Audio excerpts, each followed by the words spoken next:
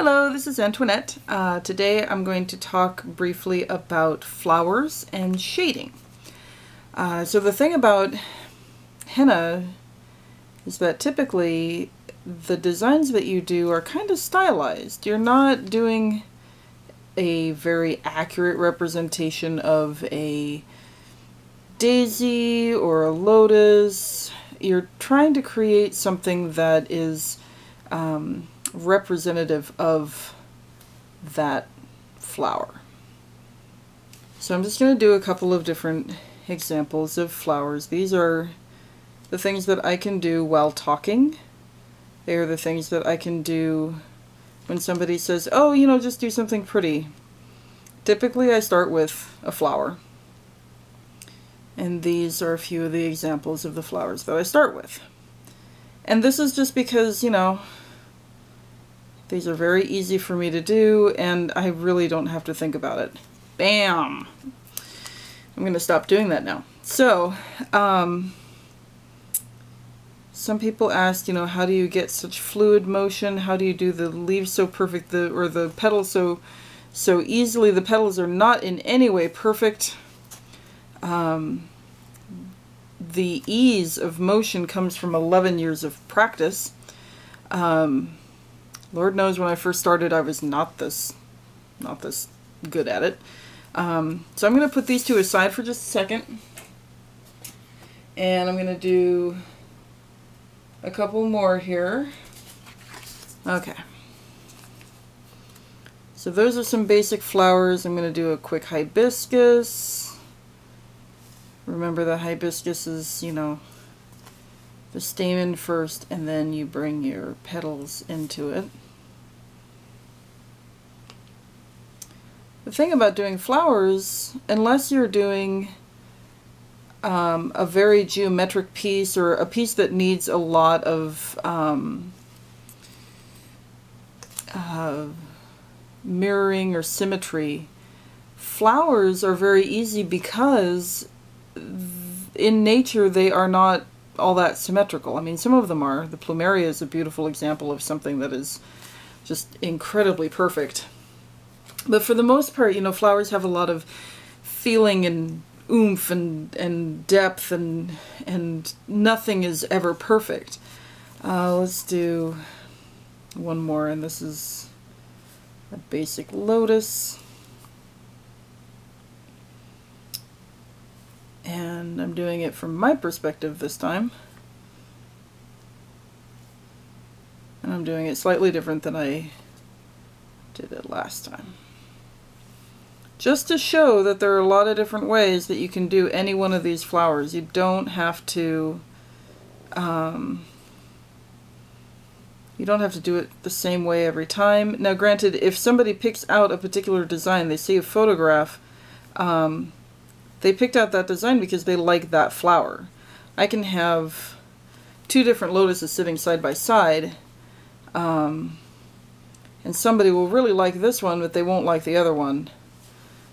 I don't need to know what their reason is. I just know that they like one versus the other. So you have to practice everything that you do, and you have to be able to recreate each different type. So we're going to go back to the first page, and the reason why I did this was because I want to go quickly into shading. The easiest way to do shading is to do all of your outline first. You know, and at this point, if I was working on a single piece and it was just one flower, I would have put in the leaves and the vines and the swirlies and the dots and all that kind of stuff that is outside of the flower before going back in and doing the shading. The reason why is because you really kind of want this solid line to set up a little bit. Then with shading, what you do is you bring your tip right to that line, give it a little bit of henna, and then pull it out. So you're kind of doing really elongated teardrops. And I'm doing this very slow to demonstrate. Typically when I do the shading, I do it much faster. And also, I'm going to put a little disclaimer in here. Shading on paper is a lot harder than shading on the body. There's a lot more give when you're doing it on skin. So this is a very simple kind of shading, and the reason why I'm demonstrating this one is because this is a very easy and very fast shade. You know, you get the point. That's really kind of ugly right there, but you get the point. It's shaded, and you can do this in a festival very, very fast. The other type of shading is kind of brushing the tip of the cone right up on the skin and creating that kind of a shade. It's a little bit trickier to do. It takes a little bit more practice, especially on the angles like this one, where you really kind of have to twist your hand a little bit in order to do it. I use this one quite a lot when I'm not rushed, and it makes a really nice effect. But again, it's just bringing your tip just next to, you're not touching that line, or if you are, it's very, very lightly, giving it a little bit of henna and then pulling it towards you, or pulling it away from that line.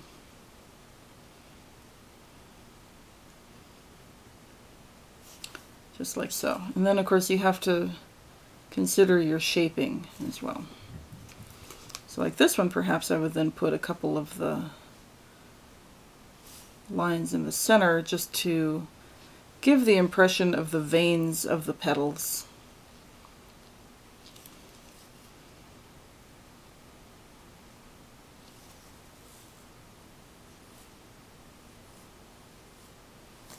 There. Isn't that nice? And then you can always go back in and you can kind of fill in a little bit, like here. Okay, and we'll go back over into here.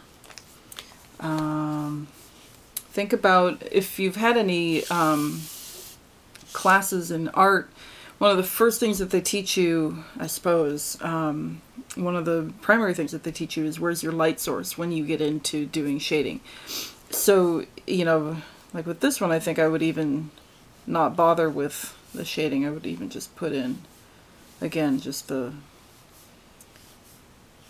hints of the veins in the petals, just like so. But with this lotus, there's a lot that you can do with the lotus in terms of the shading, because this is where I want to talk about that, you know, your light source. These petals, you know, say that the light is coming from this direction here. You know, give the shading, give the petals shading from the bottom.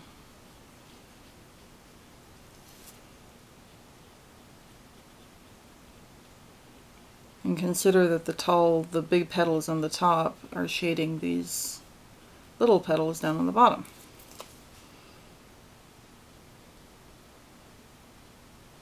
And even though it might not look like it here on the paper, I really am doing that. You can kind of see it right in here.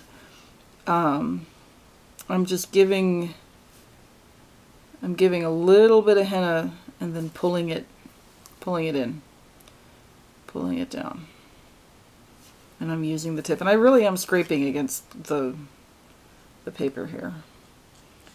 These two petals I'm going to do from the top because I consider these to be petals on the inside, or on the back side. Here. Like that. Perhaps I could give this a little bit here to give it a little extra depth and a little bit of shape. How about that? Okay, so there you go. There's 4 very basic flower shapes.